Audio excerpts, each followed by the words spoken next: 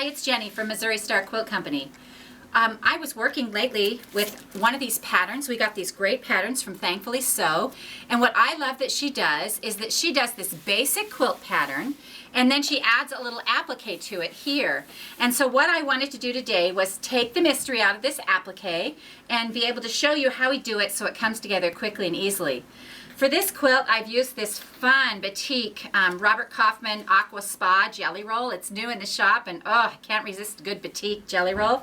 And a little bit, they come in a fat quarter bundle as well, and so I have a little group of those. And on this, you'll see she's taken straight 6-inch blocks, cut the jelly roll into 6-inch blocks, and staggered them like bricks.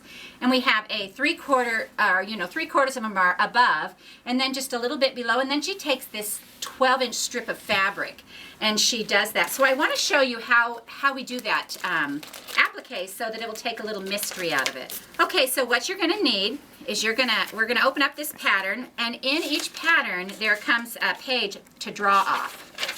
Here's your boat, that's your pattern. Now the fun thing about this is that if you use this and you get a coloring book that has bears on it, you could put little bears. You know, you could do, the possibilities are endless with applique, and it's just so fun. So what you're going to need is you're going to need some of this. This is that iron-on stuff that's sticky on both sides. It's called Heat and Bond. And when you put your paper underneath it, you can see the lines right through it. So what I like to do on this is I like to scooch it over to save as much as I can, and then I'm going to draw the sail like this. And I'm not perfectly careful because when I cut it I'll be a little straighter. I'm going to draw the little boat part because I can separate those. And then I scoot this over a little bit and I'm going to draw the little mast. And then I'll move it over again, and up in this corner I'll see if I can turn it. There, I can fit the star. It doesn't need, when you're tracing it onto this Heat and Bond paper, you don't have to have any seam allowance. So you just actually trace it out. So then what you're going to do is you're going to iron this. You're going to take this right here, put it on your fabric. Out of this one I'm going to do the sail. So what I'm going to do is I'm just going to really roughly trim this out. I'm not going to pay much attention to, I'm just getting a general rough idea because I really don't want to work hard to cut this out twice. So we're just going to easily do this. And then what I'm going to do is I'm going to iron this on here.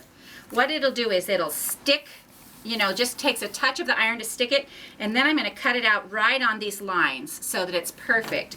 And I'll show you one right here. See, this is one right here that I've cut out, and you can see on my lines, I've just kind of cut that out.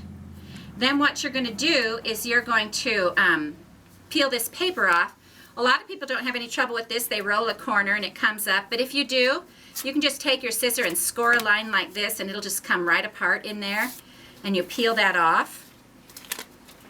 And then what you're going to do is you're just going to take this and you're going to get your whole thing together first. You don't want to start ironing it down until you've got all your pieces together and all your pieces of your applique as well. So you'll want to put all of your sailboats out before you iron it. Here's my little my little mast. And it's a little long, so I'm going to trim that off.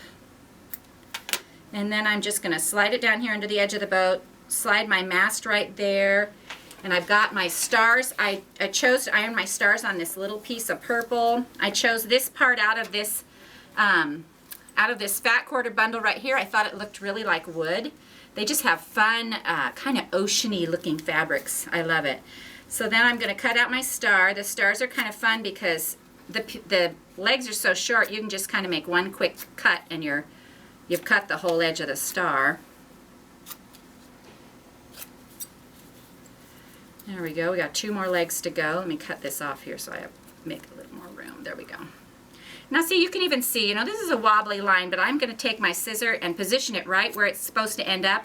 And because it's a nice straight blade, it will just make a straight blade. So then I'm going to roll this leg back so a piece of this comes off. There we go. Peel it. And so there's my first little sailboat.